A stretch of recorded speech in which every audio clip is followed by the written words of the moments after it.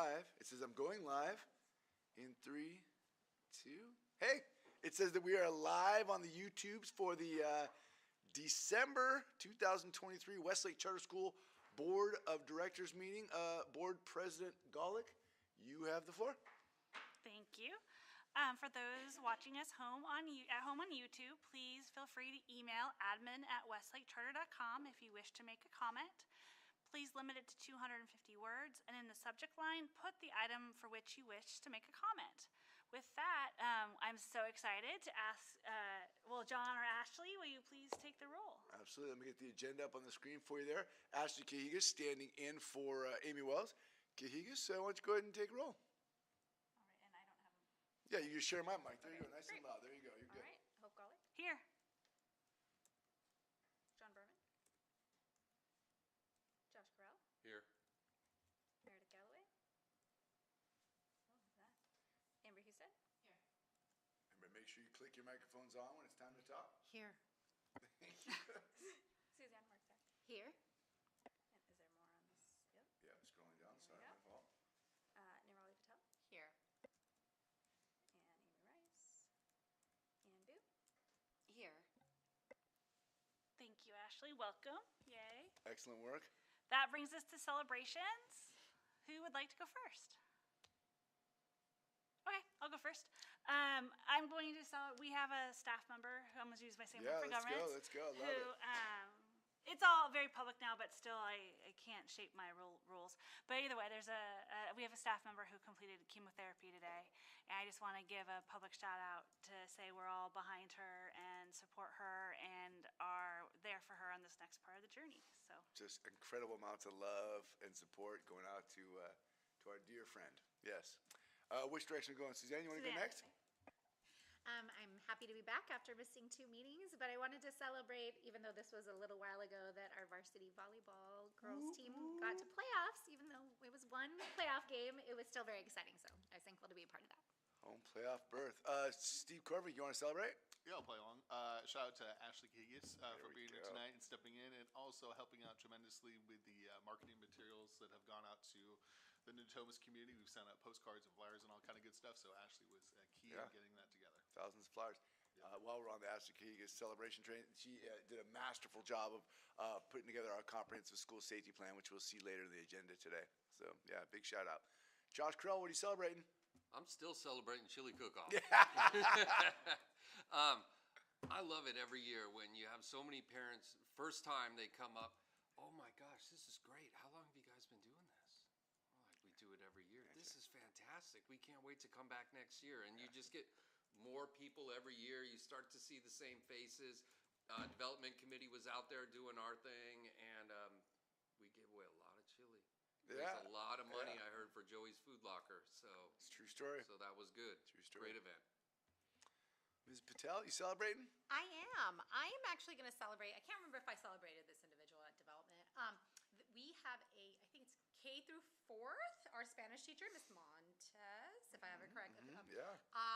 She manages the kindergarten, and I absolutely adore how she connects with every single parent.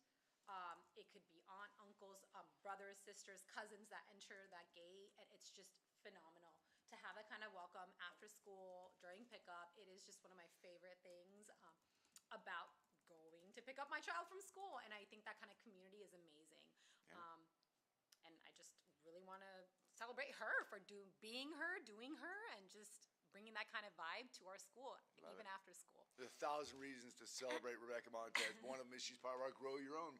She was a parent here and said, well, gosh, I've got an interest in, and now she's, become a school teacher here at a school where she already loved it. Really, she's phenomenal in the classroom and part of the community. Dr. View, what are you celebrating? I am going to celebrate my second favorite season, which is this season, right after fall, and finally got all the holiday decorations up. It's a little late, but it looks beautiful, and it just brings me so much joy to see all the lights. So love it. I love it. Amber Husted? I want to celebrate the lottery. So back when we used to do it in person, I think when my son was in kindergarten, I started volunteering for them, and I just loved being there. But the current system is so much more equitable and accessible, so it's fantastic. I shared it the day it opened, and it just filled with comments of people who were tagging other people, and just really excited to get into our lottery and see what happens. Super exciting It's a great time of season. year. It's one of my favorite times of the year too. Lottery time. Capricia, you're part of the meeting. You want to dive in and throw out a celebration? What do you got? Sure. So last week, we mentioned it earlier, we had Cocoa and Cram, and then this week we had Frosty Finals. But as we head into our finals week, our students are slightly stressed, but prepared. And we're super excited just to have these opportunities where they get to study with each other and hang out. Love it. Love it so much.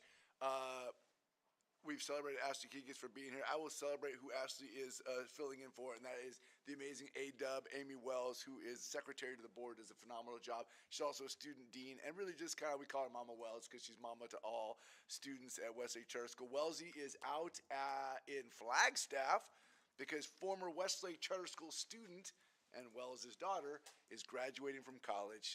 So congratulations, Squish. For graduating from college, you are on to amazing things. We'll all be working for you someday. So I'm celebrating Amy and her daughter, who are celebrating a college graduation tomorrow, I think, is tomorrow. Kiki, you want to celebrate? You want to play? Oh goodness. Sorry, I didn't see it coming. We just whipped all around here. It's like, I get so like yep, engrossed you're in doing your those. thing. Yeah, I just like being in the room. I think it's I'm learning a lot and excited to be here. You're killing it. Bring us home. Oh, you started. You started. That's right. Rare occurrence, I went first. But it just, I mean, it's the season. It's seeing students in finals and like just all that comes with the end of the year. And so there's lots to celebrate. It's good stuff. Any board comments regarding items not on the agenda? Seeing none, that brings us to public comments. John, do we have any emails? I'm looking at the emails now, and I see no public comments in the email. Perfect. We'll keep checking throughout the night in case they come in. But for now, we'll go ahead and kick off to report. Just check and make sure there's no public comments yes, I at the always at do the that. high I am school. so sorry. Capricia, Ms. Williams, are there any public comments to be made at the high school? Nope, no public comments in the high school. All right, great. Well, thank you so much for being here. We appreciate you. No We'll problem. see you next time. Thank you. Sorry about that. Back to you. No, Back I to you. always, because it's just, yes. One of these days I will remember all on my own. But the wave report. All right.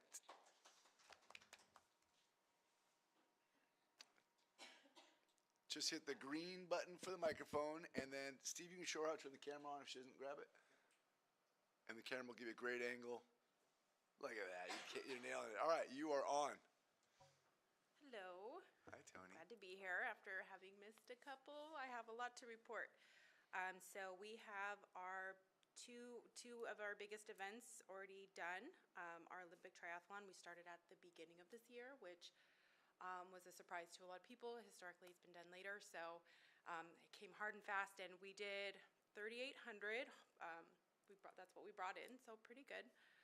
And then our fall festival was immediately after that, and like a lot of people are just kind of reeling from like the back-to-back, but it was very successful. We had a lot of fun. There was a lot of great volunteerism, setting up and decorating and figuring everything out. So super proud to be a part of the community and everybody that comes together. But all in all, I think we brought in around 5,200 from that, so that's pretty good. Yeah, and we've been working on our community building, things that we do. We did our bingo night, which was a lot of fun. We have movie night tomorrow. Movie night tomorrow night. Mario Brothers, if you guys want to watch it. Although it just came out on Netflix, so I was a little disappointed because now it's super accessible, but hey, what are you going to do? Yeah, and we are set up to have Science Night coming up. Oh, we have an inaugural K5 dance. It'll be the first one, so very excited to see the little people come and just boogie for a night. Yeah, and I think what I've done here so far and just moving forward is just exploring volunteerism at our school and the need and then what people want to do and kind of connecting the two together and figuring this whole thing out. So that's any questions? Do we ask that? Any Do you questions have any for our questions? WAVE president? No? Okay. Thank you, Tony. You're doing a phenomenal job. It's great to have you in the room. Thank you so much Appreciate for you. coming. And she came to governance too, which is pretty awesome. That's so right, thank that's you. right. It was nice to have someone there to see us do our work. It's okay. Don't tell. It's our secret. That brings us to Charter Impact. So in Charter Impact, we're really working on where the work should head. Is it through academic review? Is there some other piece of that? And so really we're just continuing to do our homework, learning about the academic reports that John already does, and see how do we add to that? Like what's the value add of the committee work moving forward? And that remains ongoing. John's been doing this great job of sending us homework, which I really appreciate, so thank you for that. But yeah, so I think that's pretty much summarizes it. Josh, development? Development meets on Monday. We just wrapped up chili cook-off, Giving Tuesday, and we're going to take some time, just kind of go through normal work and then reflect a little bit. We're going to do a thing, if you could change one thing, and just kind of want to get some input and see how things are going as we take a little bit of a pause from reaching out, emails, that type of thing, and ramp up for the end of the school year. Perfect. Finance, unfortunately, Sean couldn't be here tonight, but she was heavily involved in the work coming forward with first interim, as well as the necessary audit findings, which are on our consent agenda. While on consent, it's as important really as the first interim work. So a big piece of the board's fiduciary duty is before this board tonight, thanks to the finance committee. And then governance, also, like I alluded to, met tonight. The main item we talked about is also on the agenda. It's on our consent agenda, and that is the resolution adopting an annual list of recognitions in support of cultural awareness. The committee's met a couple times on that item and brings it forward tonight for your support. With that, I'm going to kick it to you, Dr. Ike. All right. Well, hi, everybody. I got about a jillion slides. But when we get to the part of the show where I talk about the California dashboard, it's only one slide instead of 50 slides. I don't know if you got my email, but I was going to present on the California dashboard tonight, only to recall, it's actually embargoed until tomorrow. So we could all wait till midnight, or you can watch the video that I sent you, and if you have any questions, thoughts, or concerns, I've taken it out of tonight's show. So let's dive in and do some celebrations.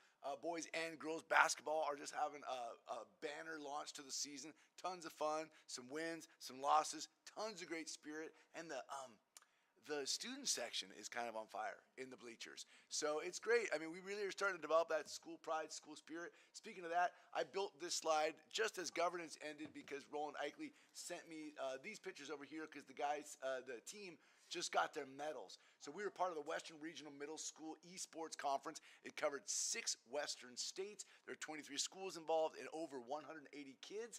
And out of the top 10 places, out of 180 kids, our entire team placed in the top 10. Yes, these kids killed it. They killed it. We competed in Mario Kart, which I think if we maybe brought one of these guys in, we could set it up here in the boardroom, and somebody from the board could challenge them to a Mario Kart race here at a board meeting. I think that's a great idea on YouTube.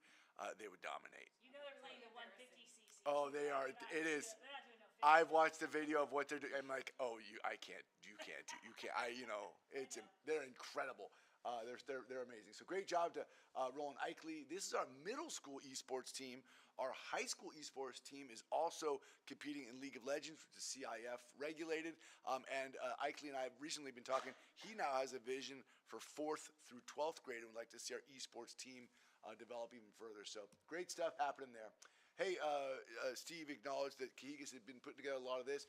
Outreach is happening, flyers, and I'll talk about this a little further in the report, but flyers are out. We're on the buzz. We're in the socials. People are starting to sign up for lottery season. This is the Cocoa and Cram session that Caprice was telling us about.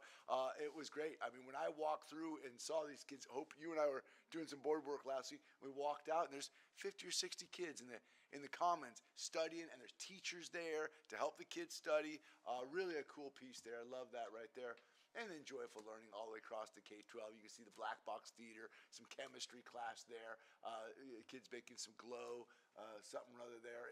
It's been a really good season. A lot of big units coming to a close at the end of the semester, making for some really cool observable learning outcomes. Here's the big chili cook-off, right? This is good stuff right there. Roland Eichley puts on quite a chili cook-off show, and we all enjoyed that. And I think sixth grade got the spoon. I should know that. I think it did. Oh, really? I wonder whose chili was in that one. I was just saying. All right, I'm a sixth grade family. There we are right there.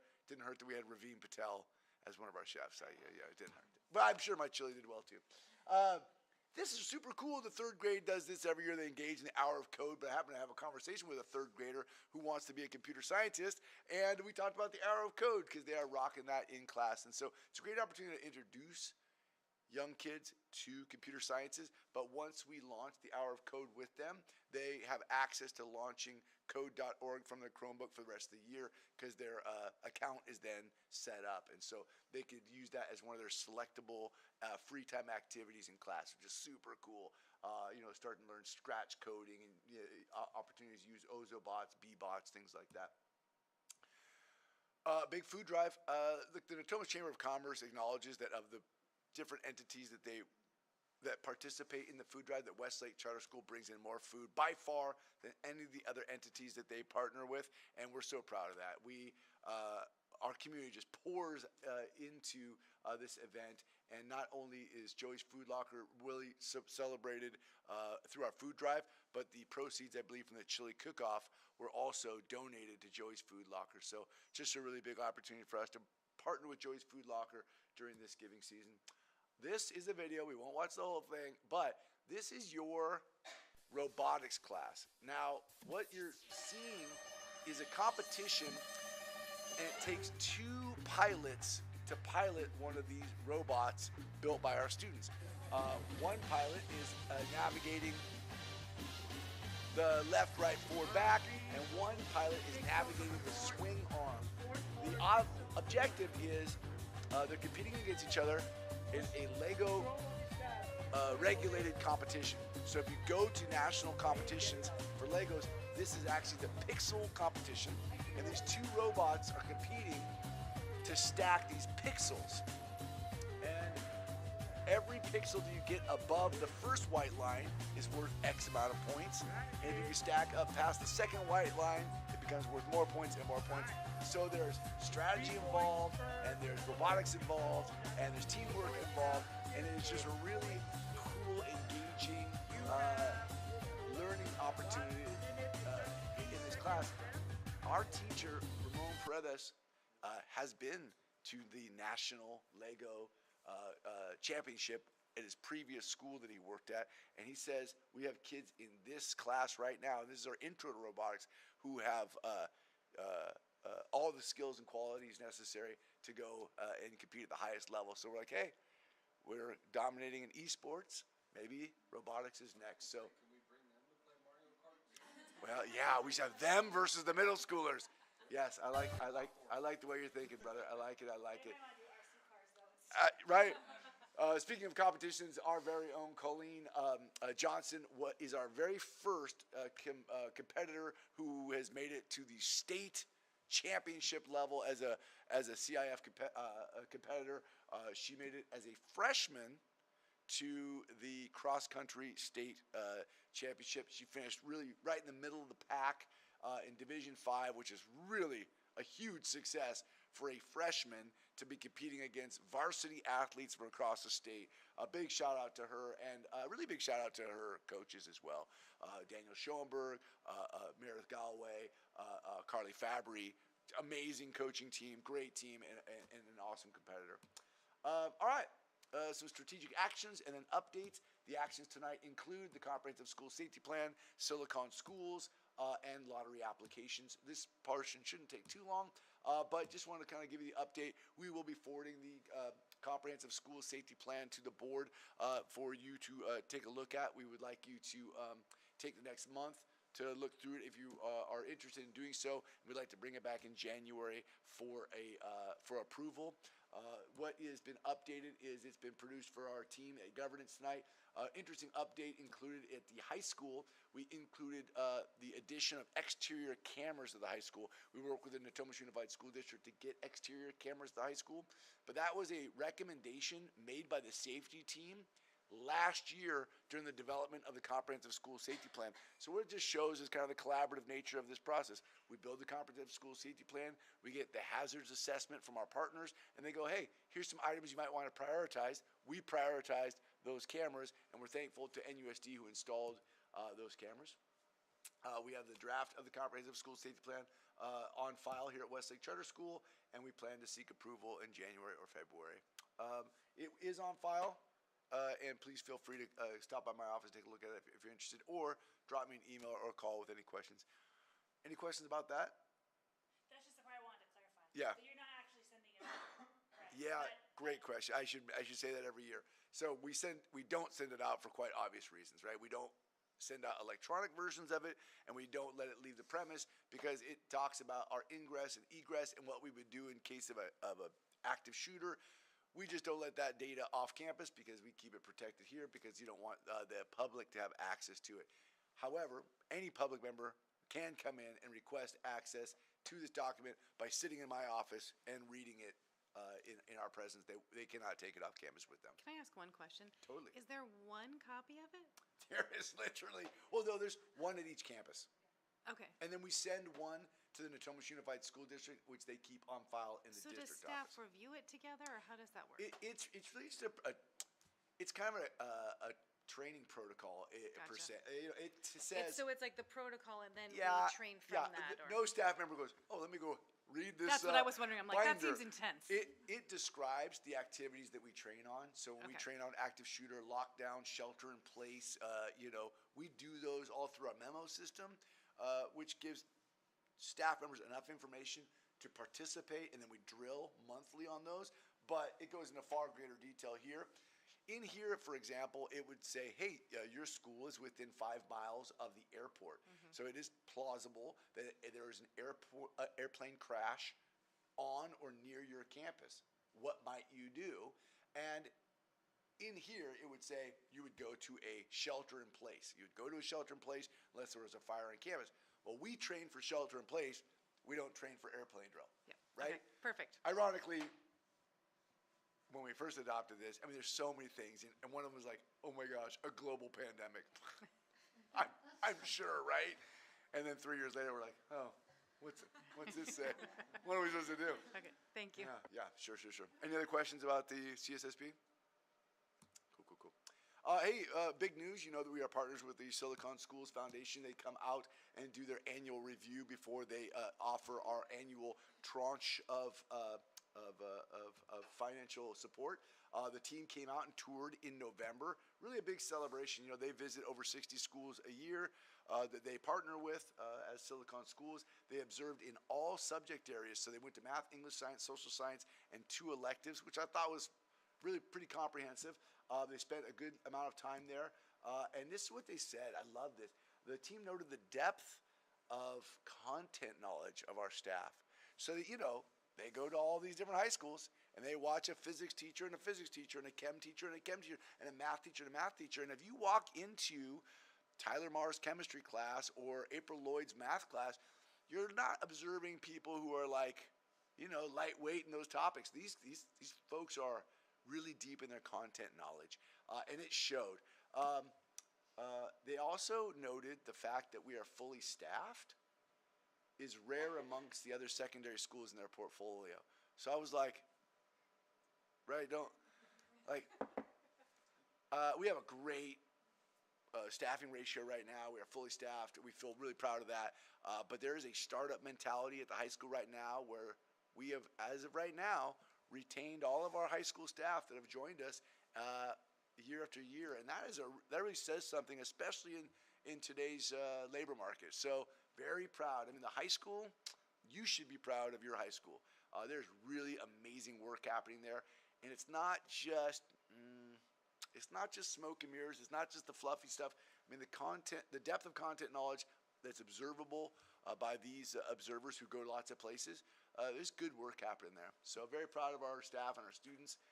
Areas to consider: continue to develop this the use of flex blocks and make sure that it's really sustainable and scalable to meet the needs of kids as we grow out to become 12th graders.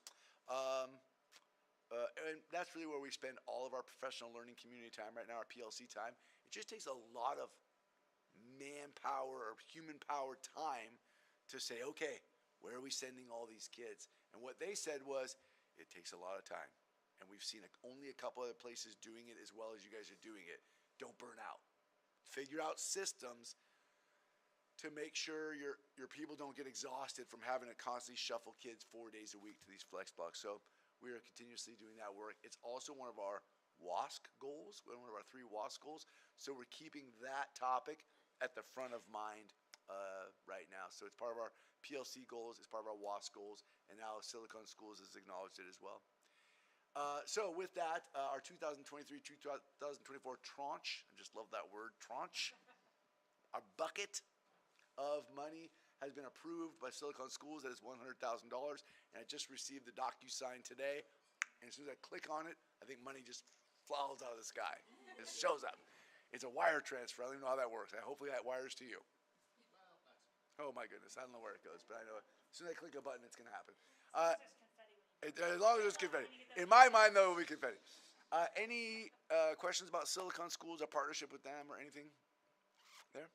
Okay. Is this the last year of that partnership? One more year. But we believe that this is, well, more or less, no.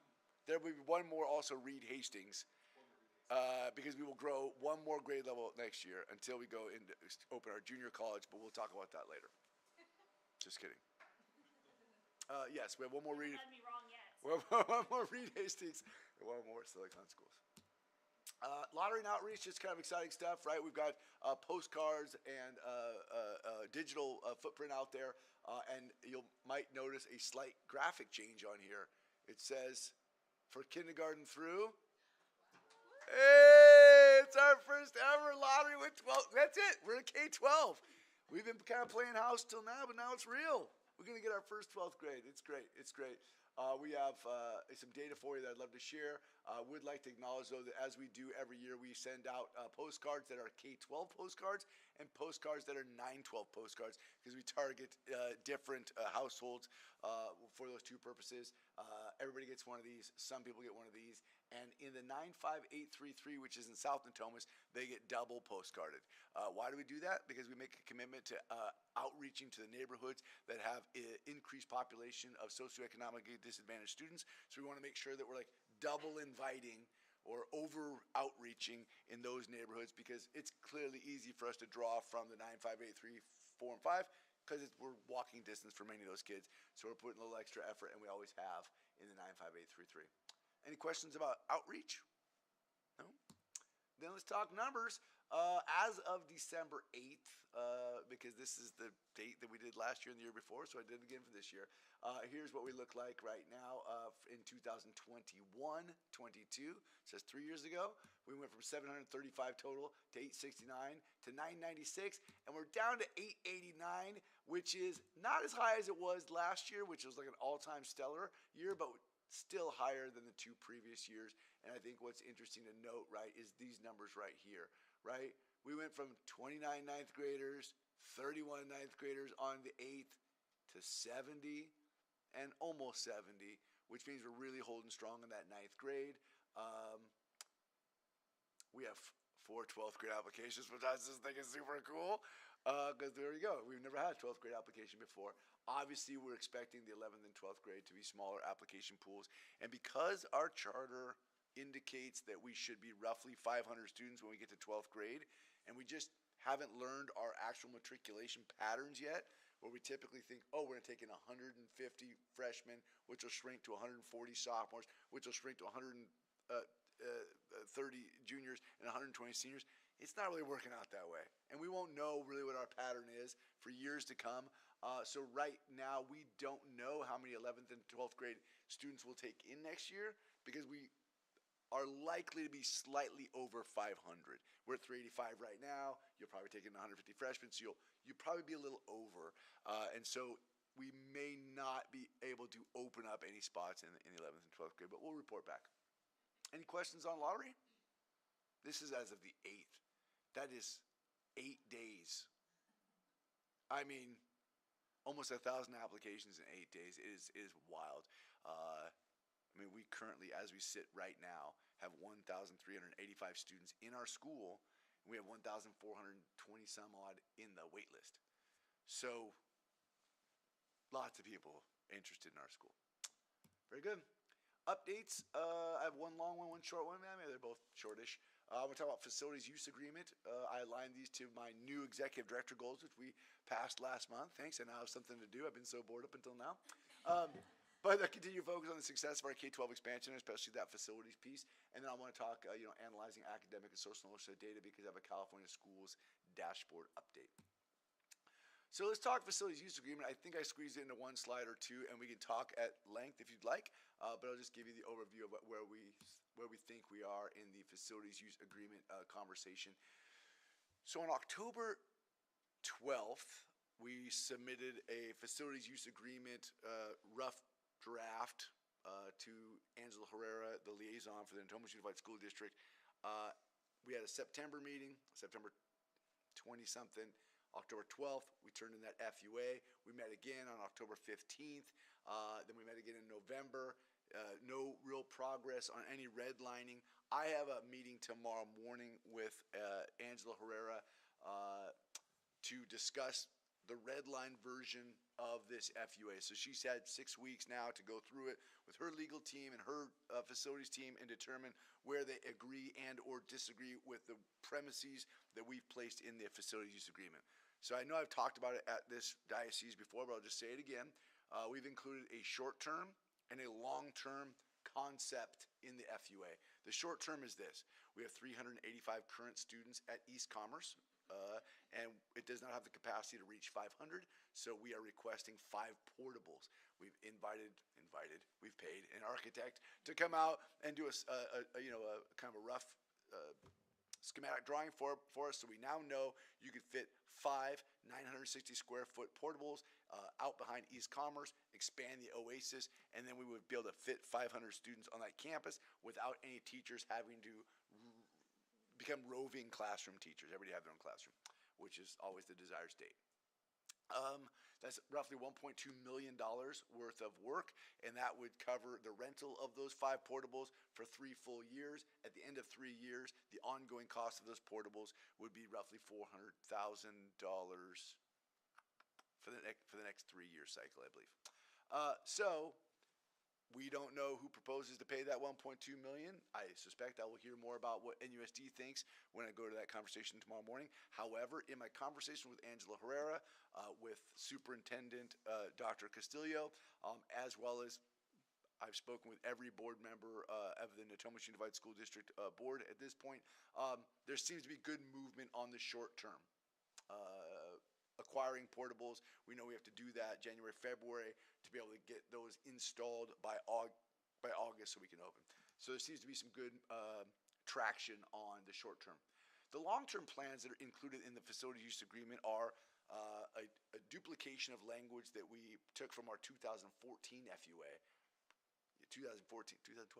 Our previous FUA that said, hey, if a future bond passes, the district will use that bond money to build our K-8 campus, and in this case, our high school campus on this plot of land that we are in escrow on right now. In my October meeting, Angela Herrera said, hey, I don't think that language is going to make it. I said, hey, let's keep it in there and see what happens. She said, I don't believe it's the will of the board to see that language in there. I said, well, let's leave it up to the board and I'll go talk to them. I've been talking to them. I also talked to Dr. Castillo, and we are at a crossroads where we don't all totally agree yet what should happen on the long term for that high school. I have heard directly from the superintendent that they are working on a bond and do want that bond to pass and do believe that bond will generate enough money to do some construction in our neighborhood.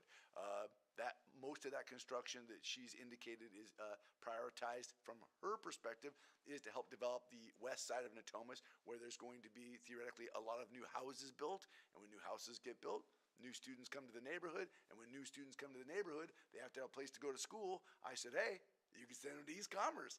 She laughed. I didn't. She said, hey, we can't put our traditional public school students inside of the East Commerce facility because only charter schools could be in there because we're allowed to be in non-DSA, non-Field Act compliant buildings. Okay, so that's where we are right now. She says, hey, I know East Commerce is not ideal for you, but your students are housed.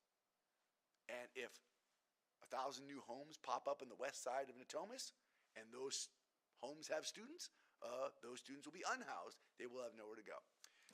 That is the beginning of where we are in this argument right now. It is not the end, but is my responsibility to report to you the types of conversations I'm having. So I'm having that conversation with trustees. I've met with every trustee. I have another trustee meeting tomorrow. I'm having that conversation with NUSD staff. I'm meeting with Angela Herrera tomorrow. I've already met with Dr. Castillo. I plan to meet with Bill Young. So we're doing the work. We are also meeting with other local leaders. We've met with Angelique Ashby. I spoke with Karina Talamontes today. I have a meeting with Lisa Kaplan on the 28th. Anybody who has any constituents at this school should hear from me. Lisa Kaplan has constituents at this school. So does Karina Talamontes. So does Howard Chan, for that matter. We talked to Mayor Steinberg last night, and he had good things to say about Westlake. So we are probably exactly where I think we would predict we would be. We have a district who's looking at a bond, and they are not yet playing their cards on exactly how much of that bond money might be used for a charter school, because why would they? So let's not, doom and gloom. They're not ready to play their cards yet because they are still piecing things together, and so are we. So we will just keep asking, maybe annoyingly, until we get the answer that is our final answer. So I will report back after tomorrow's meeting. I think our current reality is we're making great progress on the short term, and in reality, we need the short term right now. I believe, because I believe our children also need this long-term language in this facility use agreement, because we are spending $6 million on a piece of land that needs to be developed. If a $200 million bond were to come through this community and the taxpayers saw that piece of dirt remain a piece of dirt, it would be a travesty. It would be unfair to the children who go to this school and to the taxpayers who send their kids here. So we'll just make that clear, and the day will come when we have an opportunity to speak those words. And I've kind of explained to you the NUSD's current position on regarding housed and unhoused students. That's the position today. It's early. There's no bond yet. It's a process that requires political engagement. By that, I just mean people have to engage in the FMP process. The FMP is the Facilities Master Plan, and that's how any district determines what their priorities are. One small step in the FMP was this last couple weeks, the Natomas Unified School District put out this thought exchange. So we just dropped in the Westlake Weekly. It wasn't like we, overly encouraged people. The entire district had the same access to that blue link on the right side of the table there, and everybody had an opportunity to put in what they thought was a good idea to build. Then the system, which is really clever, automatically generates a word cloud, and the most commonly used words become the biggest words in the word cloud. And here's what the word cloud says: in rank of appearance of permanent Westlake Charter High Athletic Campus. I don't know. It feels like there's some engaged people. So look, we're not grabbing the pitchforks and storming the castle. We're just saying, at some level, we'll say, hey, families, you are being heard, but we are going to encourage you to engage further. There is going to be a Facilities Master Plan community event. It's going to be held at Star Academy in January. There's going to be one held at Jefferson. Many of our families live in South Natomas, so it'll be maybe more convenient for them to go to the Jefferson location. And there's going to be one held at Heron, right? And many of our families may want to go there as opposed to Star because they can walk there. Our families will go. They'll get to express what they believe are beautiful ideas for the next round of construction, and we'll continue to engage with NUSD, their board members, their elected trustees, their staff, and we'll report back. This is really something we've been working on since 2019. Some of the players that we've been working on this with have left. district. But this is the first time we've got to the point where we put pen to paper and said, anybody want to sign this? So, of course, the first answer is, can we give you a no? And we'll see what happens next. So I think we're in an okay spot to keep working on this project. I wish I had a $60 million check for you. I don't. Any thoughts, questions, concerns on this? It's what I spend my entire day on. Please ask questions. It's not a question, it's more, I just appreciate your constant engagement with every member, every yeah, cool. constituent, local council. I mean, it's just, awesome. Yes. Oh, people are already and will be increasingly sick of me. It's great. I mean, it's great though. I love the engagement. I love it. Suzanne? Yes, thank you for all your work meeting with the trustees. Yeah. Hearing this and kind of getting a better idea that the high school building may be a little bit further out. I thought there were plans before on kind of helping this campus's field and that kind of thing to the field and the track, so it could be a little more usable, but that hasn't happened. Is there plans? Well, we to did help a with that? $10,000 overhaul on this field and then destroyed it within 3 months. So the next process, we thought we tried. I mean, we talked to the consultants about this field. They said, hey, if you scrape it and then regrow it back, it won't be so patchy. And we did it, and we kept everybody off it, and it was brilliant for a week. And then 1,000 kindergarten through 5th grade kids go, at recess, and it becomes a mud puddle. And you're like, so one of the things, and I'm glad you brought it up, that's in the current FUA draft is a prioritization for Westlake Charter School to be prioritized as an internal candidate for facility use requests for district facilities for athletics. Let me just use English words. We would be able to use H. Allen Heights soccer field, for example, as our home field through the facility use request process. So right now, if we request, hey, can we use your soccer field? They're like, totally. You're just an outside user, so you're not prioritized above anybody else.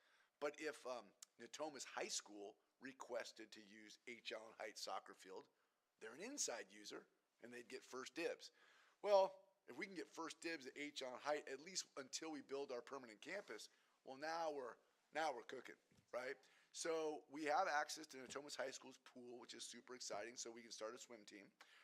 We'd love to get in the aquatic center, but it is actually booked by the city and so hard to get in. Maybe eventually we'll get some lanes in there, but if we want to start swimming, we can swim at Natomas High School right now. If we could get H. Allen Heights soccer fields, our soccer teams would really benefit from that, because right now, playing at Tanzanite is fine, but it's just such a large drive to get all the way across town. Our kids could walk to H. Allen Heights, right? So there we go. I mean, I guess we could just throw down some grass seed on the new property and have like a 9-acre soccer field. Does it work that way? You just throw the seeds out there? How does that work? Oh, we'll ask questions. Yeah. Yeah, no, good questions. Thank you. Any other questions, thoughts, or concerns about this? Cool. Josh, you making a face or just making a face? That's just the face I have right now. It's good, man. I'll take it. All right, well, thanks, everybody. I told you, I have a 20-minute report on the California school dashboard. It is, I built, Jen Kaya, who built all these slides, her and I worked on it all week. And then just this morning, we were like, oh, that embargo lifts tomorrow, not today. Like, both of us were like, ruh-roh. So I made a video because I wanted you to have it tonight. I'm not going to discuss the data publicly because we're on the YouTubes, and it's embargo data until tomorrow morning, which is December 15th, which is Christina Eit's birthday. Happy birthday. So if you watch the video and have any questions, thoughts, or concerns about that data, please email me and we'll connect. Or I can come back in January and do any form of report you want. But, here's the long and short. The local indicators, which we posted in July at our board meeting, and indicate that we met all of our standards. So that's unembargoed data. What is embargoed is our academic indicators, and that gives us whether we're red, orange, yellow, green, or blue, our color indicators based on English language arts and math. Also, our English language learner proficiency based on the ELP, the English Learner Proficiency indicators, our suspension rates, and our chronic absenteeism. So all of that is in the report that I sent you, and let me know if you have any questions on that. With that, I think I'll turn it back to you, Hope. Thank you. Before we move on to the consent agenda, would you mind just seeing if we have any public comments? There's the agenda. There we go. Seeing.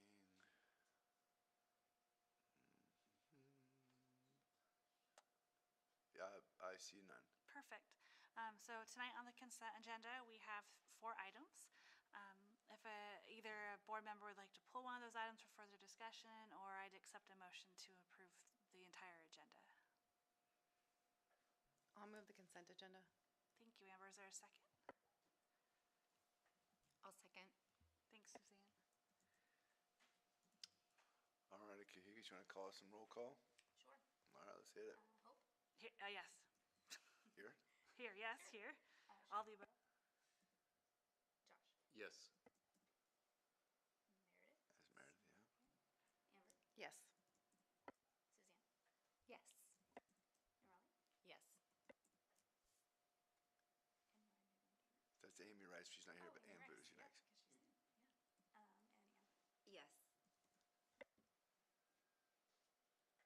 Amy also loves that part with the initials and not the Yeah, names. yeah, right.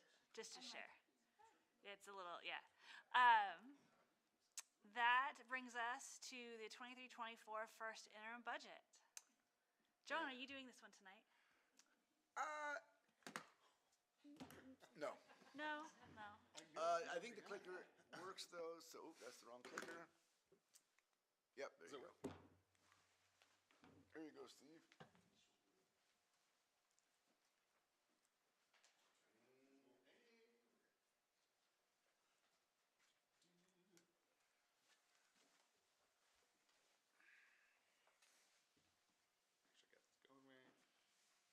There we go. There we go. Well, good evening, everybody. Good evening. So yeah, we'll take a look tonight at the current year 23-24 first interim budget and go through a couple different things on that. Again, we'll look at some budget timelines and then jump into the first interim report directly. But I thought I'd figure out with a slide I've used a couple years in a row now, maybe a couple being a decade, but that's okay. And it really just answers this question. So as a nonprofit entity, what fiscal timelines are we obligated to work through and work by? So across the top, you can see some required items that we need to take care of, essentially what those items are in a little more detail and when they are due. So it's really light and green on the first 2 rows where it says first interim and financial audit. I should darken those up a little bit maybe. But the first interim report is really all the budgetary information from when the budget is adopted in July through October 31st, and then it comes to finance and then the board. So why do we do that? It's really just a litmus test. So we come into the budget year with some assumptions and presumptions, and then life happens, right? And we see where things shake out. So it really just comes to the board and comes back as an update on that. And that is due to get approved by December 15th. So this year we are squeaking right under the wire since it's the 14th. And then also due by the 15th is the financial audit. So recently just approved on consent. But the auditors come in the spring and the fall. They produce an audit for us. And so again, that's something else that needs to go to the board as well. So any initial questions on that? Cool, okay. And actually, I would note on the financial audit, it actually goes to SCOE, Natomas Unified School District. It goes to our SELPA, so it kind of goes up the chain for entities that we have relationship with. So what's in the budget? So it includes all the revenue and expenditures to date through October 31st for Westlake Charter School. So it includes revenue earned from BASE, the before and after school program, through WAVE and donations, and then other donations that come in too. And again, similar to previous years, we continue to use information provided by School Services of California. We get some other funding rates from the Natomas Unified School District in terms of tax in lieu rates, and from our SELPA on special education rates as well. So we continue to use the same sources of data that we have used for many, many prior years, just to keep it consistent. So on the revenue side of the house, as you may have read in the board brief, our unduplicated pupil percentage or up rate has remained around 40%. Those unduplicated pupils include those who are identified as either free reduced, EL, or foster youth. Our average daily attendance has crept up a bit from the COVID lows of the 92, 93%, now at 94%. We're sticking on target with that. Again, slightly ahead of our adopted rates as a first interim. So again, we've budgeted on 94 as a first interim. We were 94.8, but we're sticking to that 94 because we're early in the flu season and all that kind of good stuff hits. So we'll stick with that for the foreseeable future. And then overall, our LCFF has come down a little bit due to some lower enrollment in the high school and just general economic conditions and those things, but only very slightly. What was not included in the first interim budget, because they had not yet come in, are monies that have actually are very close to coming in, right? So that includes the Silicon Schools grant of $100,000, and then our partnership with CCSA and the Hastings Growth Fund provides $1,000 per student per growth. So between last year and this year, we had 136 students in growth. So we received a check very recently for $136,000. So we'll look to grow again one more years. John said a little bit earlier, and that will probably be about it. So, all right. Oh.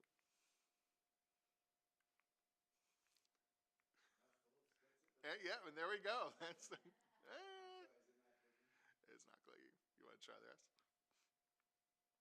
All right. Do you mind going from there? I'll try it again. Sometimes that wakes it up. No? Oh. Did you go backwards? I did go back.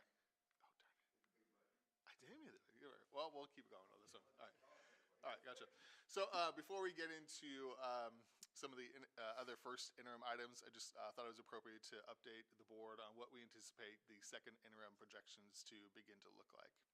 So if you have watched the news over the past week or so, you may have noticed that state revenues are coming in quite a bit lower than what they had originally anticipated. So why is that? So we know there's a number of economic factors that have really begun to hit the state budget and show up. Those come in the form of higher interest rates, lower investments, lower capital gains taxes, lower home sales, slight upticks in unemployment, just a lot of things that are kind of slowing California's economic engine down. So going ahead, what's the result of that? So the result of that is, there you go. The state revenues have come in quite a bit lower than what they had previously thought. So the state, when they look at their budgets, it's always on a 3-year budget cycle. So they look at the budget year that we've just come out of, so say last year, the current year, and they always look ahead. So it's a 3-year budget cycle for them. Usually at this point, when they're looking in their rearview mirror, there's only some very minor tweaks that have to get adjusted. Because of the delay in tax receipts and tax filings and things like that, instead of having kind of a very minor delay last year or a very minor adjustment, it's like a $20+ billion, $26 billion like adjustment in last year's budget. So they need to find out a way to correct for that in this year and years going forward. It also is hit this year and the out year as well, next year, to a tune of that $68 billion. So when you hear $68 billion, it's spread over multiple different budget years. So with that, it's not only a budget problem, but it also results in a COLA, or cost of living, problem as well. So when we adopted the budget, and as the end of first interim at least, school services still had a projection of 3.94, although there were a lot of hints in the water that it was going to be closer down to 1%. They just hadn't come out officially and said it's 1%. So we have, in the multi-years that you have before you in the packet tonight, it's still 3.94 if you look in the out years, but just know that is coming down. I think I addressed a little bit of that in the packet as well. So yeah, it's dropped down. So what are we looking for here in the next couple of weeks? So on the horizon, we know that the governor and his offices and the departments are taking certain budgetary actions. They've recently frozen things like IT contracts and car purchases and buying office supplies and things like that. But the governor himself will come out in another couple of weeks or so with his January proposal. So that January proposal really sets the stage for work that happens between January and May on crafting a state budget that will hopefully get adopted by June, July. In that, we would hope that the governor comes out with really what he anticipates this current budget year will look like in terms of trying to solve this budget hole that's sitting out there. And what could that mean? They could use some of the rainy day funds. They have economic uncertainty funds they could tap into. They could look at things like deferrals. They could claw back money that was previously issued. So they have a bunch of different things they can use. We're just trying to figure out what they are going to use. And hopefully when January comes around, or at least February, we'll have a better idea of what that looks like. Yeah? Part of the challenge too, right, is that not all the economic data is bad, right? Like it's been all over the place. Like Sure. the fact that inflation only rose by 8.1% over the last month, interest rates fell below 7% on home mortgages today. Yeah. Yes, home Yeah. sales are down, but so is inventory. So there's not enough homes to begin to sell as many as we did in the prior years. And that's sort of making this more difficult too, correct? Because like you try to read the tea leaves, but the data is all over the place. Sure, and if you just take a quick snapshot over the past week, I mean, the market is going gangbusters. The Fed are holding rates, talking about potential cuts, which is like making that, go even a little bit higher. So, yeah, you're a little all over the place right now. I mean, the stock market didn't hit an all-time high It's this week. close to it if it's not there. Yeah. I believe I think it was yesterday. But I just share that, right? That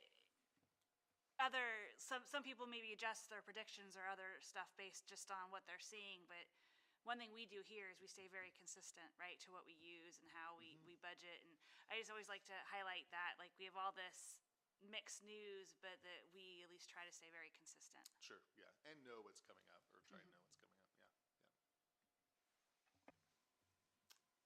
Yeah. All right. Was that me or you? Actually, Did you? I was like, it worked.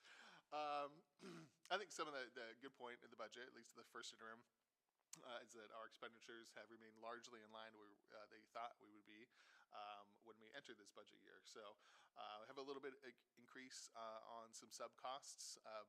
We use an entity called Swing Subs, the third party. They go out and they find subs, and then those subs kind of can pick jobs as they need them. So we use that entity. We're also just investing a lot of time and money and resources in finding subs. So if you have a BA degree and you're on the interwebs and want to come sub for us, come on down. And we've also seen some increased costs really for professional services when it comes to our student services department. So just increase the needs of students for a variety of reasons. So we're just seeing those agreements. And actually, 3 of them were approved earlier this evening for that. Yeah, overall, though, the budget is anticipated to remain positive. And look at that. You like the pie? Yeah.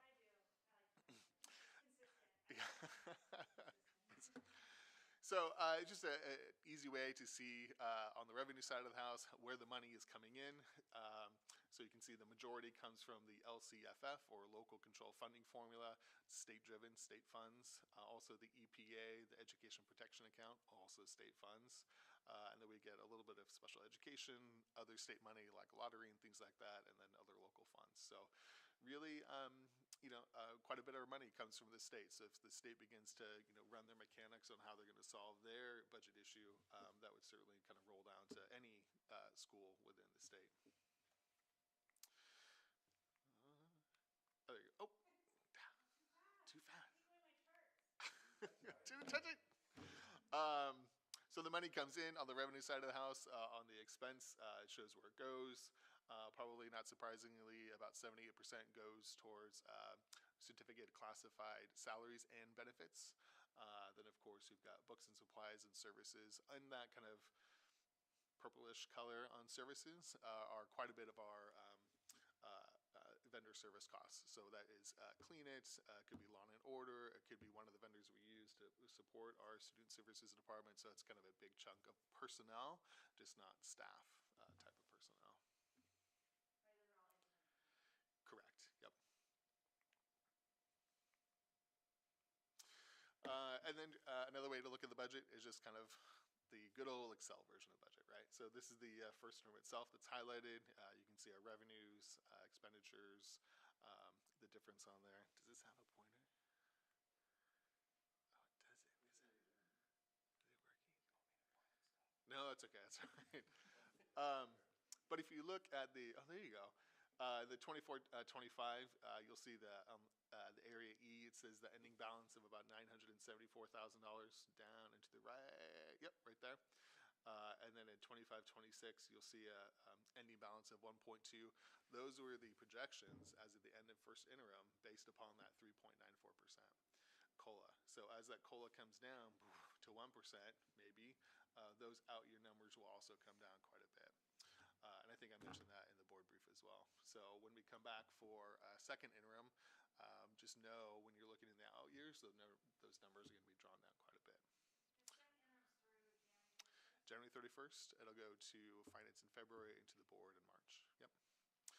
But at the time being, and even as we begin to run some of the projections on a 1% COLA, the budgets continue to look positive. Cash continues to look positive.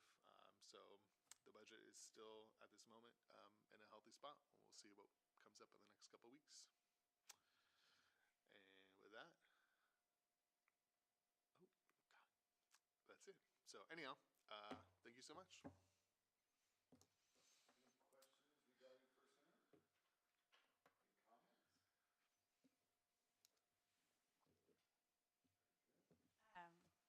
Sean apologizes for not being able to be here tonight. She wanted me to share with you that she appreciated the work the Finance Committee did on this. She sends her thanks to John and Steve for continuing to guide us and using strong financial motives and procedures to make sure that we do stay on the line during these uncertain times, and has asked that I make the motion on her behalf to approve the first interim tonight.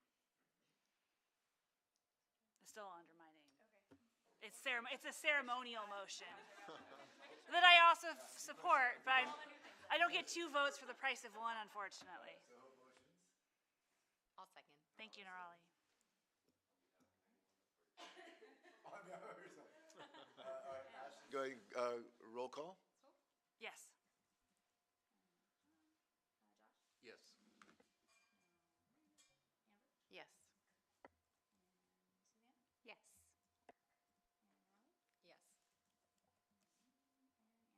Yes. Thank you. Now it's the discussion item, the 24-25 academic calendar, and I'll kick that back to you, John. Yes, I was trying to bring up in my board packet here. I'm trying to think if I put the right thing in there. I'm feeling like maybe I didn't. Let me take a look. While you're doing that, can I ask a quick question? Please. I know you guys were had talked about attendance and increasing AD, and it looks like you guys have gone up 1%. What have you done to get students to be at school more? Or to have that AD? Have you done anything? In the video that you'll be watching today later, one of the things I talk about in our California School dashboard video or report is discussing chronic absenteeism. And while I won't reveal our data regarding chronic absenteeism, the state of California has seen more absenteeism in the last 24 school months than ever before in human history. And we're watching our school climb out of it. And I would claim that is due in part to the time because people are starting. Last year was the first year back from the first year back, and we were still telling people, oh my gosh, you sneezed, stay home for a week, right? And this year we're kind of back to normal on our expectations. Certainly we want people to stay home if they're sick, but we've done a lot of work this year in the back offices of both the high school campus and the K-8 campus to just make sure that we are keeping it front of mind. So we have a weekly attendance meeting with the principal, the back office staff, and the director of student support services. We are working with our staff. At every staff meeting, we put attendance data up and we review protocols and discuss, hey, do you have a student that you're worried about? Is there someone who's not been around? How can we help and reach out? We've been doing much more outreach than we did in the last 2 years. We really took a hands-off approach during the pandemic in those first years afterwards. We're like, hey, if you're sick, you're sick. And we're seeing, we're slightly outperforming our projections, but our projections are better than yet last year's performance by 2 points. So really we could be up almost 3 points in attendance from 92 to hopefully closer to 95. So. And UC's floating at 92 still, right? Yeah. Just looked at a comparative local partner as well. So yeah, we're just all facing our challenges and adjusting. I'm going to pull up the calendar that we put on the screen last month because I apologize, I did not drop it into the packet, and I will. My last month, I brought you a calendar. We talked about the 180 school day. There was a question about Halloween. We checked the attendance the day after Halloween, and we averaged it against other days of the school year. And Halloween, the day after Halloween, school attendance was down by a fraction. It was down by less than 1 percentage point on that day. So I brought that data back to let you know. I also told you that in January we have an optional work day, and I'd bring you back some data on that, on who's engaging in that. As of right now, I think we have 51 people who have signed up. I think it's 51. I think we have. So we have a good amount of staff member who are at least signing up to use that day. I'll report back in January on how that day is used, and I'll get you some actual data of who arrives and for how long. If people use the whole day or the half the day, and then we can have a discussion of whether or not we think those days belong in the school year next year. We won't be taking action tonight. Obviously, it's just a discussion item. So I really wanted to just bring forward the Halloween piece and let you know that I am collecting data on that optional workday. And I would take any further questions about the calendar that I proposed last month. Oh, how many you got? John, I'd love to hear more about 52. that optional workday.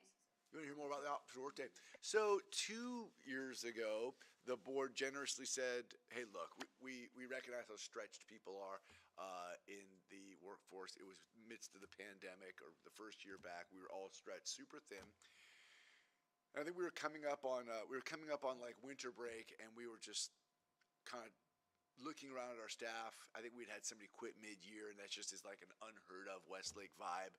And so we were just doing everything we could do to support our staff. And I think we stumbled across this idea that every school teacher that you've ever met goes home on winter break and has hanging over their head, "Oh my gosh, I have that pile of papers I've got to grade." But they shouldn't have to grade it, because while you might have paid time off PTO or you might have paid vacation time, teachers have work days that they get paid for, and every other day is Saturday, right? So they have 137 Saturdays a year, or you know what I mean? They don't have paid time off. So to recognize as an institution that they are always working on winter break, and we know they're working, and they know they're working, and they're not getting paid for it, we thought, okay, instead of coming back from winter break on Monday, let's have everybody come back on Tuesday. You could take that as an unpaid day, or you can come to work and work in your classroom and grade those papers. And anytime you reach for a pen over winter break and go, "Oh, I should grade oh, that's right, I have that Monday." And that came out of our school leadership team, our staff, our teachers, and they said it was just the idea. Not everybody used that day, but the idea that the board of directors said, "Hey man, don't grade papers on winter break. You go have a break, you rest, because that's what you need right now is rest. And when you come back, we have this day where we can work." It's optional. So you're a 186-day employee as a teacher here at Westlake. And the first year, we funded 3 optional work days, one after winter break, one after February break, one after spring break. So you could be paid your full daily rate on those days. So instead of being a 186-day employee, you'd be a 189-day employee if you took all 3 days. Collecting data that first year, the teacher said, "Well, 3 might be too much in the spring side." So the second year round, which is now, we came up with 2. We're doing one after winter break and one after spring break. We'll collect data. We are 2 years post-pandemic now. Maybe people do or don't feel like they need it as much. If people don't use it, then I think as a board we may look for other creative ways to say, well, if you want a paid day to work over winter break, we're going to be open this day.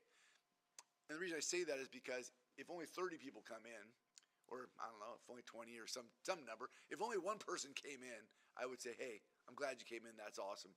But we did ask 1,385 students to not come to school, and families had to find babysitters, and people were, you know what I mean? So we'll just look at the data and see what happens. As of right now, they're built into this year's calendar, and we have 2 built into next year's calendar, the one that we're discussing today.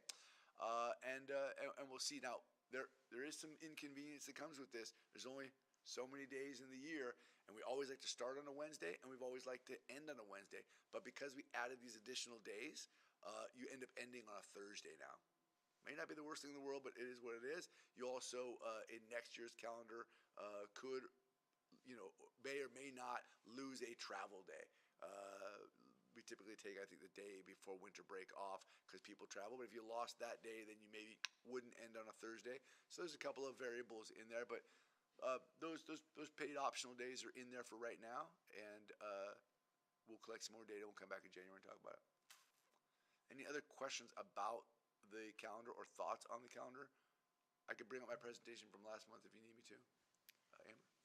As a parent, I would prefer to not have November 1st off. Oh. We have a lot of holidays, and Yeah. taking another day off of work, I just think when you talk about now you Finals, have to yeah. get childcare, Yeah. it just seems like a very strange day to go okay, here's another day I have to Yeah. get childcare, and then we could end up ending on a Friday. Totally. I don't know. Yeah, it's random. I think we should start a national movement to just say Halloween is always on a Saturday.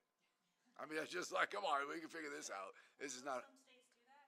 Do they? The Saturday before Halloween is often the It would be so much better. trick-or-treating and everything night because then you have, Yeah, let's get on board, California. Come on. I believe they do that in Texas. I could be wrong though. Yes, love it.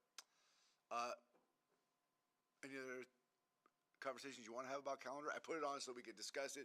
Typically, right, we'll present it last month. We'll discuss it here. We'll take action in January. We may or may not take action in January. I would love to, but if that data comes back and you want to discuss it further, so in January we could put it on for review and action or just review. Amber, just to your point, like John, were there no changes are being proposed to the presentation that we had already? So this is just more, I think it was a chance to give us that data and provide Oh yeah, feedback. somebody asked. Was it Neural? Somebody asked about the.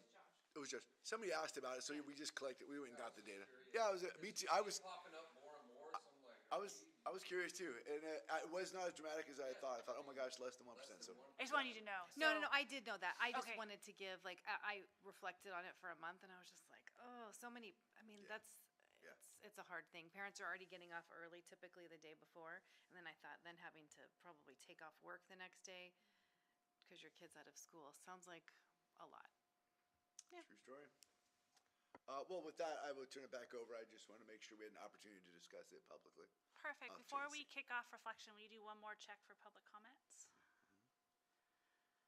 Seeing none. Perfect. Then we'll go ahead and go on to reflection with what worked well or what would be better if. And who would like to start? I'll start. Thank you, Josh.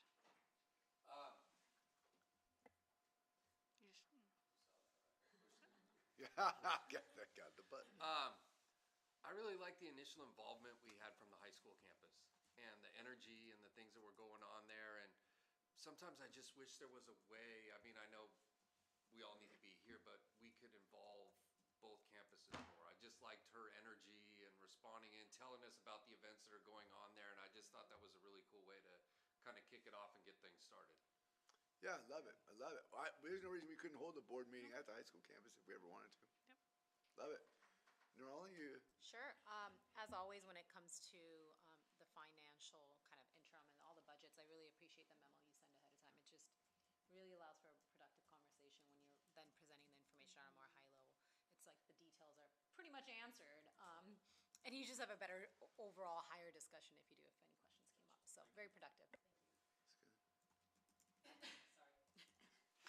Josh is gonna give you a hard time. Again. Button fighting over there.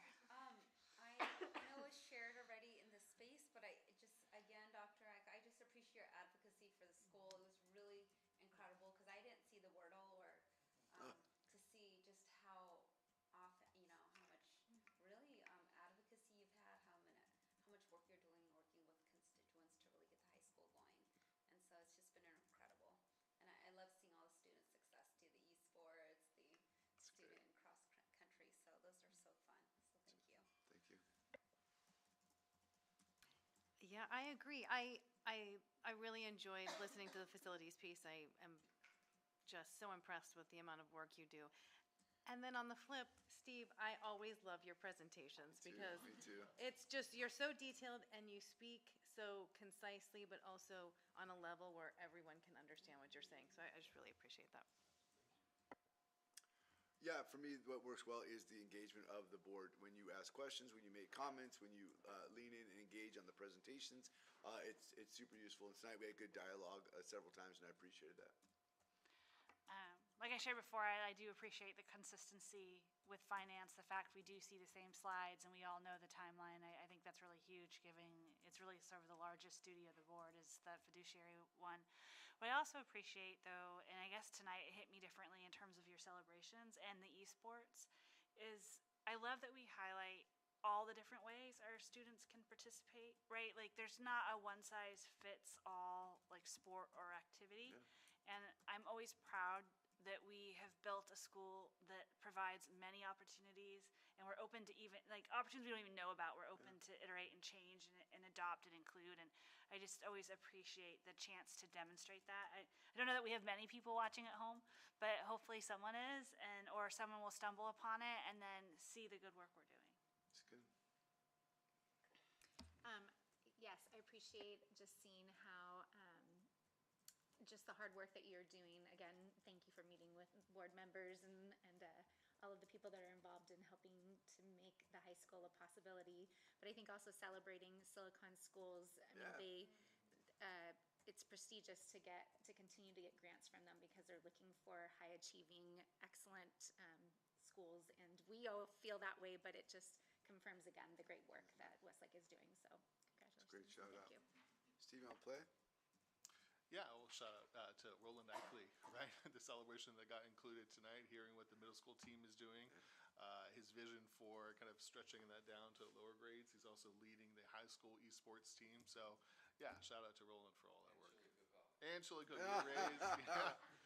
raised about almost $1,000 for Joey's Food Locker. Yeah, so, it's great stuff. Congrats on that. Great stuff. Well, he does have the chili cook-off secret sauce.